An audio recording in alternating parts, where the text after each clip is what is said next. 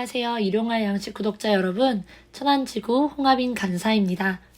오늘 하나님이 우리에게 주신 일용할 양식은 열왕기하 17장 24절부터 41절 말씀입니다. 북이스라엘을 정복한 아수르 왕은 사마리아로 사람들을 이주시킵니다.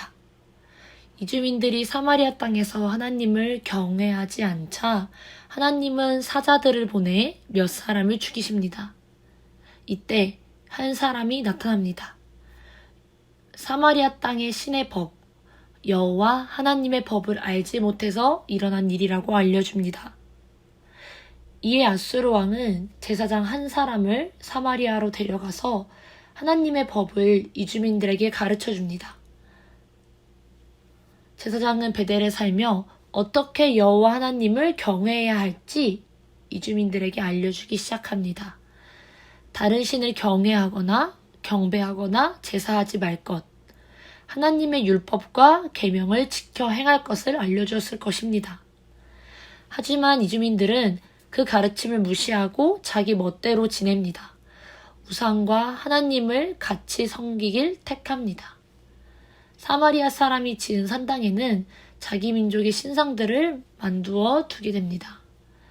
그리고 산당에 제사장들을 두어 여호와 하나님을 경외하는 것 같은 제사를 드립니다. 여호와를 경외하는 동시에 직접 만든 우상을 섬긴 것입니다. 경외에는 두려워한다는 의미가 담겨 있습니다.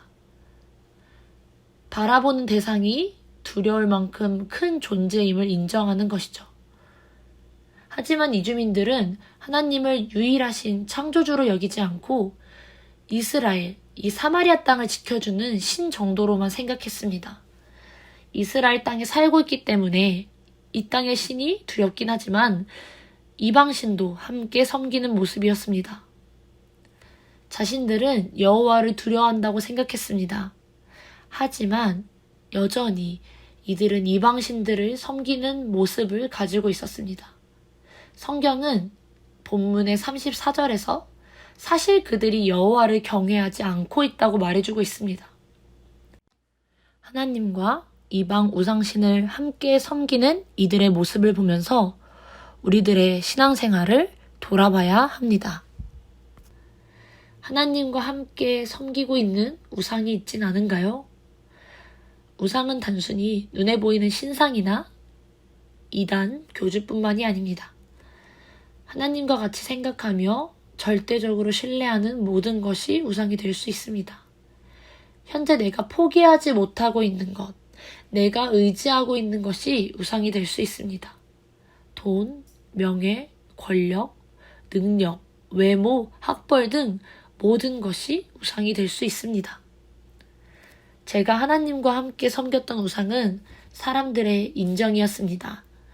사람들에게 좋은 평가와 인정을 받는 것이 하나님보다 중요하던 때가 있었습니다. 예수님을 믿지만 사람들에게 안 좋은 평가를 받고 싶지 않았습니다.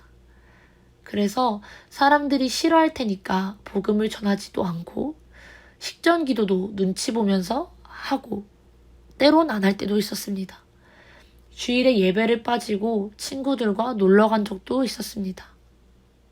그러나 하나님이 어떤 분인지 알게 된 후에 사람들의 인정보다 하나님의 인정이 중요함을 알고 변하게 되었습니다. 부끄럽게도 여전히 저에게는 많은 우상들이 있습니다. 이것들이 때때로 저의 마음속에서 하나님의 자리를 빼앗으려고 합니다. 그래서 하나님의 자리에 있으면 안 된다고 다시 이것들을 끌어내리는 영적인 싸움을 반복하고 있습니다. 이주민들은 하나님만 경외하라는 가르침을 듣지 않았습니다. 이전의 모습대로 살아갔죠. 하지만 이제 우리는 그래선 안 됩니다. 오직 하나님을 경외하며 하나님의 영광을 위해 살아가야 합니다. 우상을 하나님과 함께 섬기지 않도록 애써야 하고 하나님께 도움을 구해야 합니다. 왜냐하면 하나님은 창조주이시며 큰 능력과 크신 팔로 우리를 죄 가운데서 구하신 분이기 때문입니다.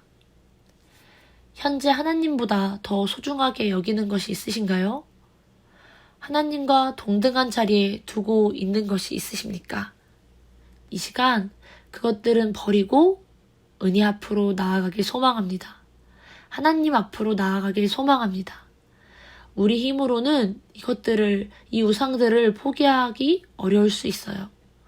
그러나 하나님을 의지할 때, 하나님을 바라볼 때, 하나님은 큰 능력과 편팔로 일하실 것입니다. 오늘 말씀을 함께 보고 있는 우리 모두 하나님을 마음속 구석이 아닌 마음 전체에 두는 예배자가 되길 간절히 소망합니다.